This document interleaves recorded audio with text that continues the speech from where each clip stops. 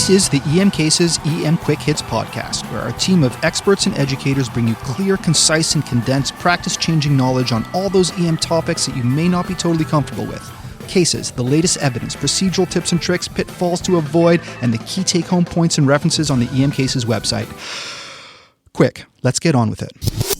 Before we dive in, registration is now open for both the EM Cases course, June 24th, with Himmel, Bosman, Sial, Kovacs, Benno, Klaiman, just to name a few, and the second annual podcast camp, the only 2-day hands-on course dedicated to medical podcast production. Check podcastcamp.org for details.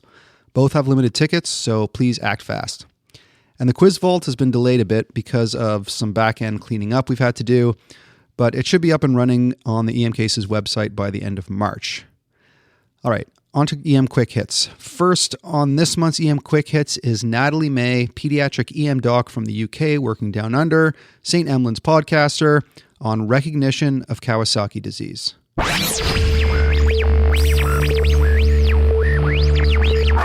One of the residents asks you for some help in the pediatric ED with a 3-year-old boy. The boy's been complaining of a sore throat for the last week, and he and his dad have already seen their community doctor twice. First, really early in the illness, when he was prescribed amoxicillin, and then about 5 days later when the amoxicillin had made no difference, when he was prescribed erythromycin. He's been having fevers in that last week too, but because things aren't any better, they've decided to come to the ED. There's no history of vomiting or diarrhea, no coryzal symptoms. He's passing urine, and he's being given regular antipyretics at appropriate doses. His vital signs are temperature of 38.6 Celsius or 101.5 Fahrenheit, a heart rate of 140, capillary refill less than 2 seconds, respiratory rate 29, and SATs of 100% on room air. The resident tells you that he's had a bit of a red throat, but no pus. The chest is clear, the abdomen's soft, and she thinks the ears are okay, but she'd quite like you to have a second look if you don't mind. When you go to see the child, the first thing you notice is that he's not like the other 3-year-olds in the emergency department where everything is bright and exciting. He's lying really quietly on his bed in the cubicle, looking up at you with sad red eyes. And something about that clicks. So you ask his father whether there's been a rash. Yes, actually, he says. His nappy rash has been a lot worse in the last week, but we thought that was just the antibiotics. Kawasaki disease, or mucocutaneous lymph node syndrome, is diagnosed clinically using the following diagnostic criteria. Fever for more than 5 days, plus 4 of extremity changes, and that's usually desquamation of the hands and feet following a period of swelling. Polymorphous exanthem, so a rash anywhere. Bilateral non-suppurative conjunctivitis, that means red eyes both sides but no exudate. Changes to the lips or oral cavity, or cervical lymphadenopathy.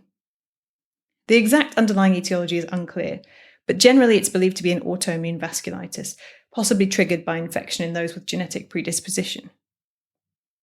Kawasaki disease is predominantly seen in Japanese children, followed by other ethnic groups with lowest incidence among Caucasians, but it's seen throughout the world in children of all ethnicities, and making this diagnosis is important because of cardiac complications. Around 4 to 5% of children with Kawasaki disease may develop coronary artery aneurysms, and those patients are at risk of associated stenosis or obstruction of that affected artery, and subsequent myocardial infarction, and potentially death. Kawasaki disease is a favourite of exam question writers, but it's actually quite difficult to diagnose in the ED, or at least at the first clinical presentation. There's increasing recognition that children often present early in the course of disease before all those features are present, and some will never meet those 5 diagnostic criteria, so-called incomplete cases, which make up between 15 and 30%. Some will develop cardiac abnormalities before they become complete cases, and some evidence suggests that later diagnosis is associated with higher risk of aneurysm formation. Younger patients, particularly those under 6 months, are at increased risk of delayed diagnosis. There's considerable clinical crossover with scarlet fever, a disease caused by exotoxins released by infection with strep pyogenes, which presents with a sore throat, strawberry tongue, and later peeling extremities. But crucially, those patients usually improve with treatment with penicillin. So if you see that returning pediatric patient with a diagnosis of strep throat, ongoing fever, and no improvement with antibiotics, there should be a lot of red flags flying in your mind. So what do we do with a child who we think might have Kawasaki disease? Well, thinking of this diagnosis is a really important first step. Unlike other vasculitic disorders, there's a lack of evidence for the benefit of steroid therapy. The mainstay of treatment is with intravenous immunoglobulin, which was demonstrated in a multi-center randomized controlled trial to significantly reduce the rate of coronary aneurysm formation compared with aspirin alone. Aspirin is often used in combination with IVIG, but the evidence for it's pretty weak, which is at least in part because it's hard to do big trials around rare outcomes of rare diseases. Coronary artery aneurysm formation is usually assessed by echocardiogram, with patients frequently treated preemptively. So if the story is good, a referral to your inpatient pediatric or pediatric cardiology team is a key step. Remember also that these patients may present with associated dehydration or circulatory compromise, and that those with established coronary artery aneurysms may present with arrhythmia or even myocardial infarction, and they may not yet have had their diagnosis of Kawasaki disease. Arrhythmia and dehydration are treated like any other child, but the associated myocardial infarction is trickier and very specialized, so resuscitate and liaise early with your local pediatric cardiology service. So what do we do in summary? Well, we should know the diagnostic criteria and ask ourselves, could this be Kawasaki disease?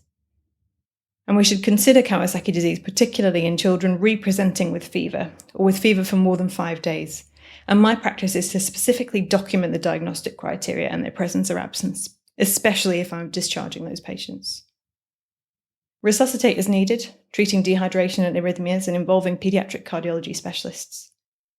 All right, so the most important and challenging aspect of Kawasaki for the ED doc is recognition. So put Kawasaki on your differential for any child with a fever for more than a couple of days, and especially any kid with fever and rash. For me, the feature that jumps out the most is the beefy red lips.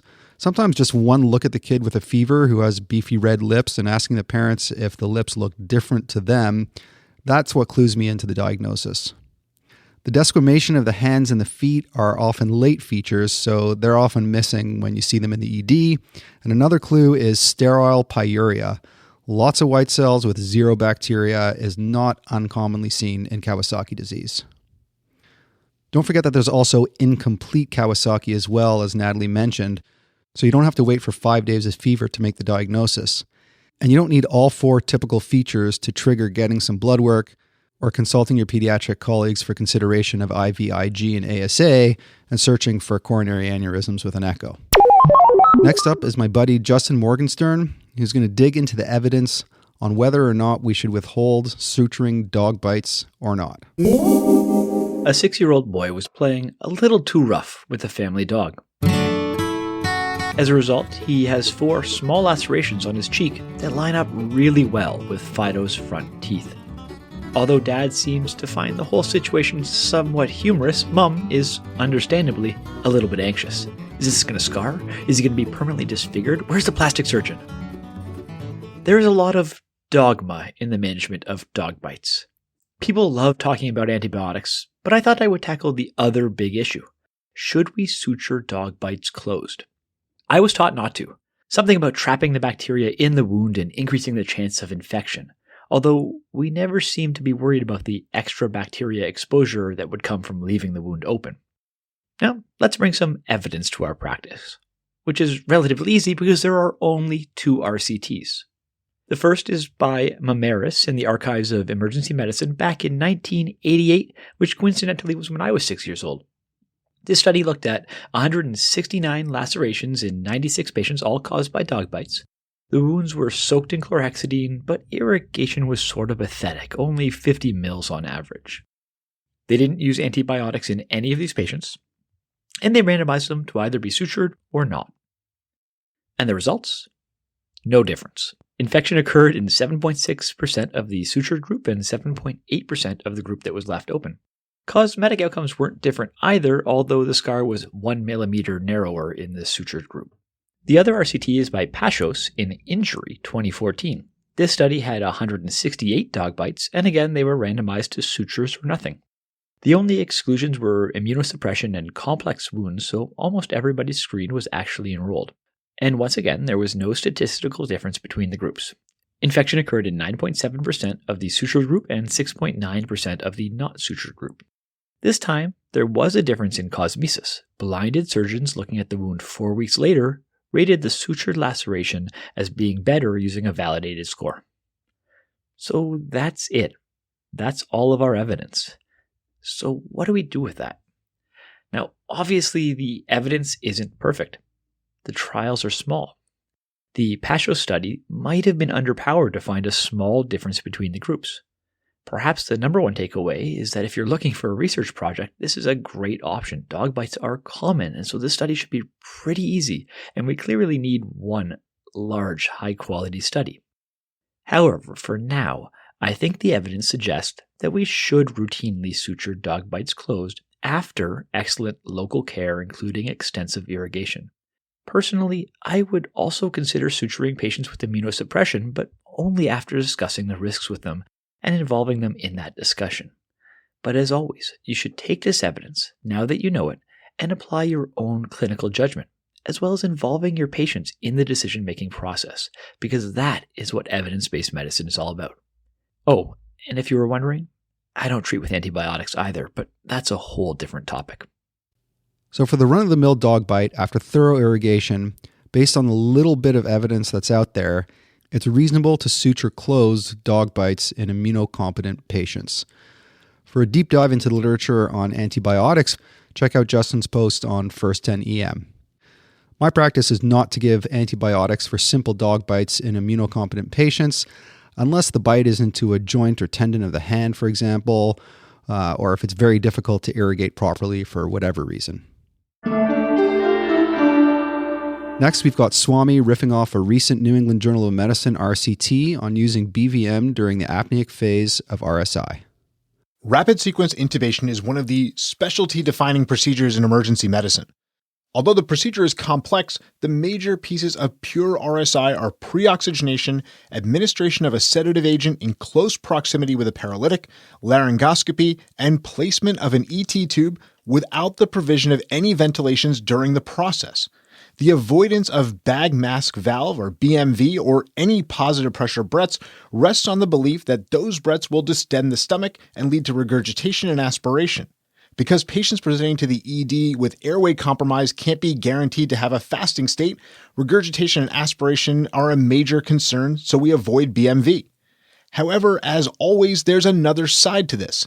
Many of our patients who are critically ill have physiologic shunting, meaning that there are portions of the lung that aren't being oxygenated, though they are being perfused. Blood running through these portions of the lung will be deoxygenated when it comes out and will lower the overall O2 content of blood leaving the lungs when it mixes with blood from adequately ventilated portions. This shunting at least partially explains why we see patients rapidly desaturate during intubation. Positive pressure breaths can help this situation by recruiting the atelectatic portions of the lung so that they are involved in gas exchange.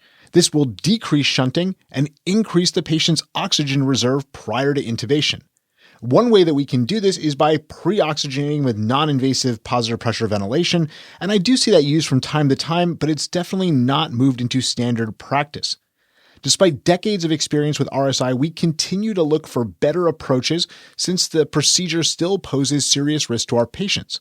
Some recent modifications that I've adopted include the bed-up, head-elevated position, suction-assisted laryngoscopy for airway decontamination or SALAD, and a bougie-first approach. But there are many more options that we can use to modify the way we do RSI. And that brings us to a recent ICU study published in the New England Journal of Medicine that has some of us questioning the core principle of RSI, or one of the core principles, which is no bag mask ventilations after induction. I don't want to go deep into the study methodologies and strengths and weaknesses. There's a good review of it on PulmCrit from Josh Farkas, and I did a critical appraisal over on Rebel EM, and we'll drop links to those in the show notes. Quickly though, what they found was that adding bag mask ventilations after induction and before laryngoscopy led to improvement in the lowest O2 sat during intubation, a 4.7% adjusted difference, and more importantly, a lower incidence of critical hypoxemia, which they defined as a sat less than 80%. Additionally, they didn't see an increased risk of aspiration in the bag mask ventilation group, but this study was too small to establish safety. Based on this, should we be adopting bag mask ventilations prior to laryngoscopy in all patients? I think the wholesale adoption isn't quite ready at this point. Remember, this is an ICU study, not an ED one. ICU patients are much more likely to have empty stomachs, which is evidenced by the low overall aspiration rate in this study. Also, there were some baseline differences in the groups despite randomization, including a higher rate of pneumonia and hypercarbic respiratory failure in the no bag mask group, when those two entities can particularly benefit from positive pressure. The BMV group also had another advantage in this study in that they were more likely to have positive pressure applied during pre-oxygenation, which may account for some of the differences that we see. In addition to that, apneic oxygenation was also more common in the BMV group. Probably the most important piece to consider here is how the bag mask ventilations were applied. Prior to this study, they had an educational intervention to train providers on the ideal way to deliver those breaths. The oxygen flow rate should be set to 15 liters per minute. The PEEP valve should be on and set to 5 to 10 centimeters of water. An oropharyngeal airway should be in place. A two-handed mask seal performed by the intubating clinician with a head tilt and chin lift maneuver should be done. Ventilation should be at no more than 10 breaths per minute, and the smallest tidal volume necessary to generate chest rise is what they were shooting for. Unfortunately, we know that in the ED, and probably in most ICUs as well, this isn't how these breaths are delivered. Patients get bagged at high rates, 20 to 30 breaths per minute, and will have large tidal volumes and large pressures. All of this is going to contribute to gastric insufflation, increasing the risk of regurgitation and aspiration. Training providers to do BMV correctly with a proper two-hand seal with that chin lift with low tidal volumes at low rates is critically important. All BVMs should have a PEEP valve on them, and a lot of airway gurus also think that a pressure manometer can be added to this to help us mitigate the risk of insufflation. If you are properly trained and can control your sympathetic surge and you can bag the right way, I think applying positive pressure breaths prior to laryngoscopy can be really useful. It's highly unlikely that this is necessary for all patients who need RSI, but if your clinical assessment tells you that the patient has shunting going on or that the addition of positive pressure is going to help, go for it. Remember that you can pre-oxygenate with non-invasive ventilation, or you can use your vent to supply positive pressure breaths with a face mask in place. Both of these are going to aid with recruitment. If the patient is a high risk for aspiration, and I'm thinking of the GI hemorrhage or the bowel obstruction, or the patient has a takeout bag in hand, I would consider skipping the bag mask ventilations. If you don't think they're high risk, adding BMV makes a lot of sense. Remember to continue to do the things that improve your rate of first pass success. Bed up, head elevated position, which can reduce aspiration risk as well as buying you more safe apneic time, salad for decontamination if it occurs, and bougie first for all tubes. Couldn't agree more with Swami on this one. BVM during the apneic period isn't ready for prime time across the board in the ED quite yet, but it might be considered for the low-risk aspiration, high-risk DSAT patient in addition to nasal O2 cranked as high as it goes. And only if you've got a PEEP valve and only if you can bag at a low rate, just enough to get the chest to rise. We'll see what future studies show, but I suspect that the benefit found in the BVM group might have been wholly due to the fact that more of them had nasal apneic oxygenation and BVM before paralysis. Next up is Michelle Klaiman, EM doc also trained in addiction medicine. She's going to argue that ED docs are in the perfect position to offer patients with alcohol use disorder anti-craving medications, because the evidence is pretty good that they work at curbing the drinking and even helping them quit. Maybe if we all prescribed anti-craving meds for these patients, some of our hallways wouldn't be lined all night with patients who are just sobering up. Instead, maybe they'd be at home sober with their spouse thinking about their next productive day at work. I couldn't turn on my national public broadcaster in the new year without hearing terms like dry January and my favorite, sober curious. I welcome the discussion as alcohol is still the most widely abused substance in the world. From 2016 to 2017, 3,000 more Canadians were hospitalized due to alcohol compared to those hospitalized with ACS. And that doesn't even include patients who were discharged from the emergency department. In the U.S., alcohol is the third leading preventable cause of death. And at a global level in 2012, over 3.3 million deaths were directly due to alcohol. 3.3 million. That is more than the population of Chicago dead due to alcohol. I was shocked when I was listening to a call-in show that focused on the inability of those with alcohol use disorder to access evidence-based treatment. My uneasiness grew as I heard stories about primary care and emergency physicians actually refusing to prescribe anti-craving medications. These medications are safe, effective, and there is no reason why we as emergency physicians should be refusing to prescribe them. Last month, I saw a 37-year-old in the ED after she passed out in a snowbank. She was very intoxicated, and I kept her in the ED long enough to have a conversation with her before she left. On further history, she told me that she was drinking in a binge pattern, 1.5 liters of wine a day for 5 days in a row every 2 weeks. She had never experienced withdrawal symptoms beyond a slight tremor, but her life had fallen apart due to her drinking, and she was at rock bottom. Counseling and AA had been helpful, but she kept relapsing. I asked if anyone had ever offered her anti-craving medication, and she looked at me blankly and said, "What? I have no idea what you're talking about." I wrote her a script for naltrexone, 50 milligrams OD times 2 weeks, and arranged a follow-up appointment in the outpatient clinic. She has been doing well and has not had a drink in 6 weeks. This patient had presented to the ED 7 times in the past 6 months for alcohol intoxication, sees her family doctor on a monthly basis, but never once had she been offered an anti-craving medication. Looking at the data, she is not alone. In general, less than 9% of patients with alcohol use disorder are ever offered an anti-craving medication. In Ontario, where I practice, it's even worse. Less than 1% of adults with alcohol use disorder are ever prescribed these medications, and it's not a cost issue. These medications are covered by social assistance programs.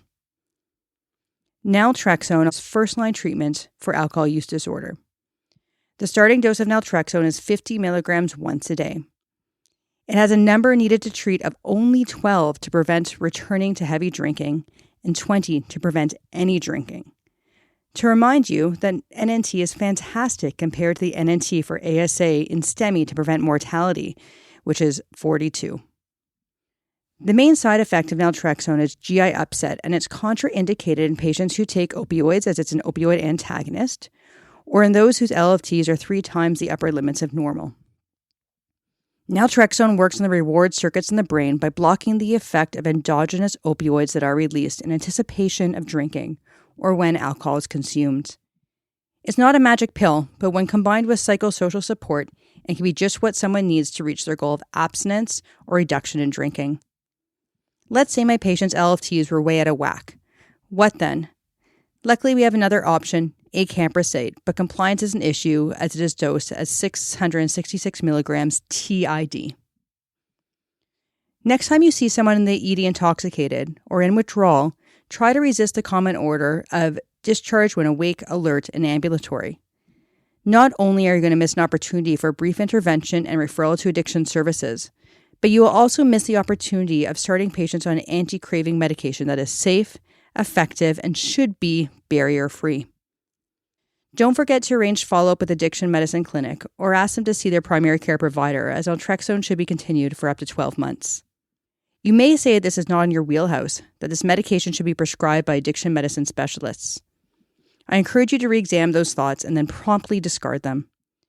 The emergency department is often the first or most frequent point of contact for many of these patients, and we can make a big difference here.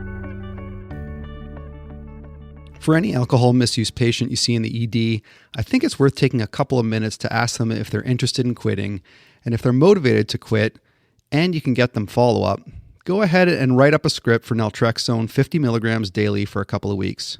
Just make sure you confirm that they aren't taking opioids and that they don't have severe liver disease. If they do have severe liver disease, try acamprosate. For every dozen or so patients you do this with, one is likely to decrease their drinking enough to regain control of their lives and maybe prevent future ED visits for alcohol-related problems. Last but certainly not least, we have a special guest quick hitter, the man behind the EM Cases Waiting to be Seen blog, my mentor and many other EM docs' mentor, the great Howard Ovens. A few years ago, a very pleasant but very upset older gentleman came to our emerge to see our head nurse. I call him Bob. Bob wanted to talk to her about his treatment a few days earlier in our department.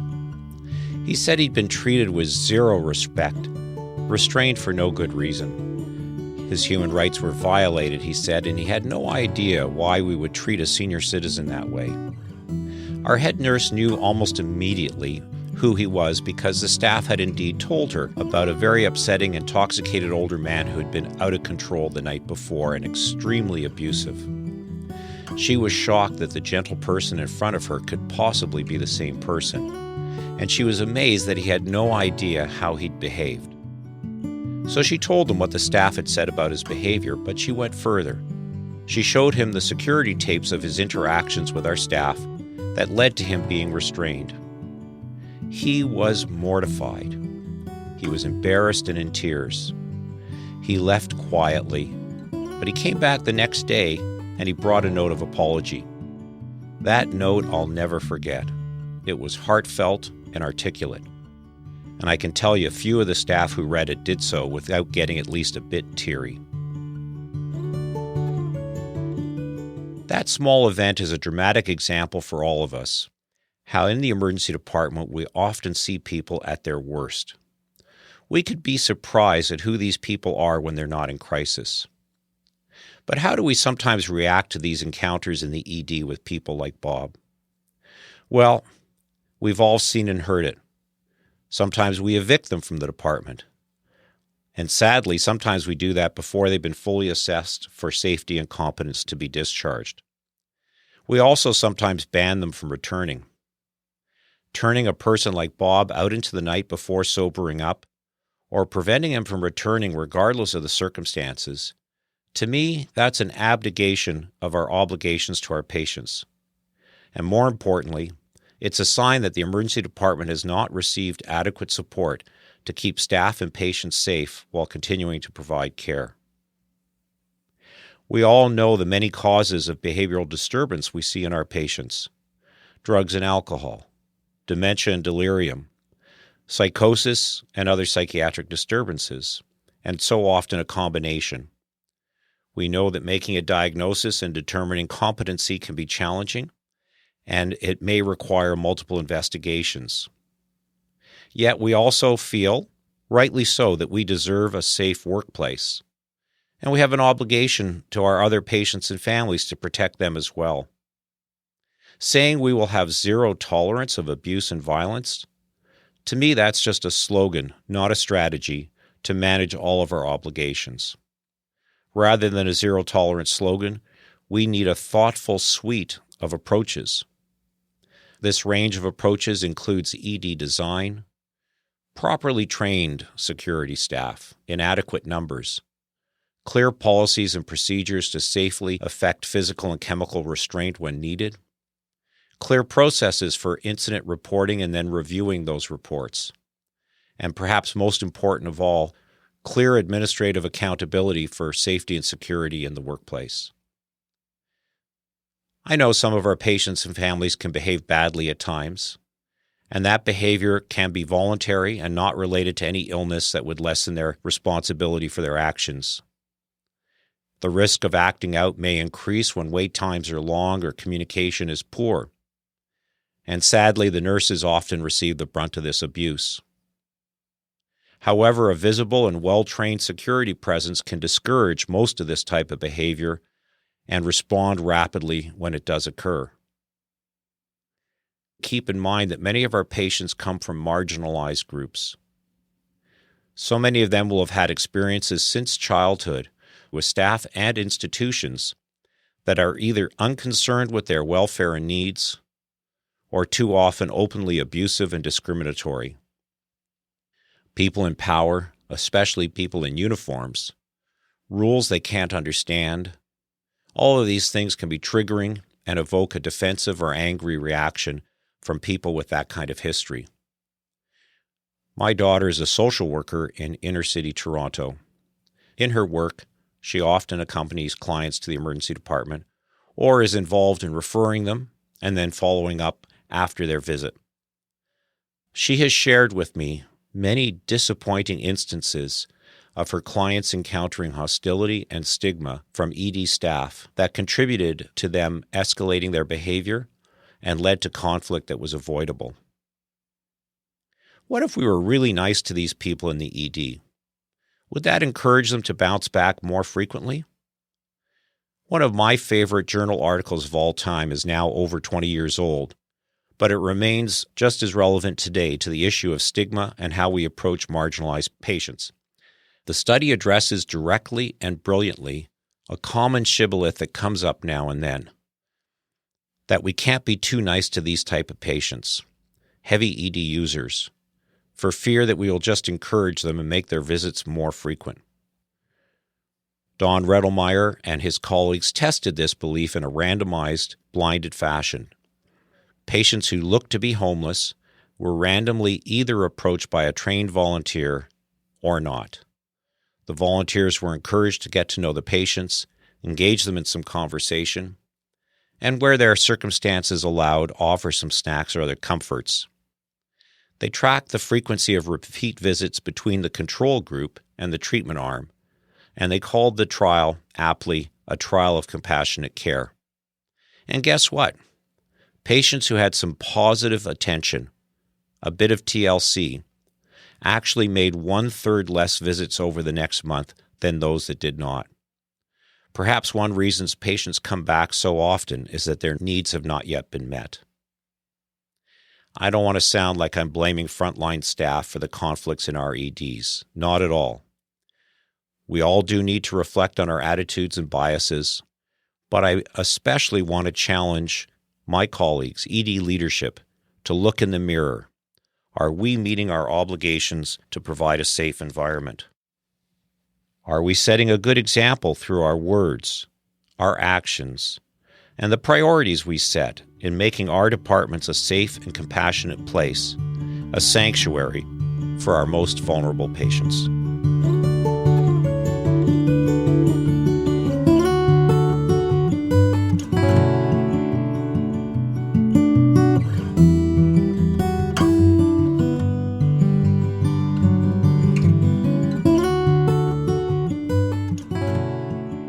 All right, for a deep dive into how your ED can better care for homeless, agitated, and violent patients, read Dr. Oven's Waiting to be Seen blog on the topic that he co-wrote with his daughter.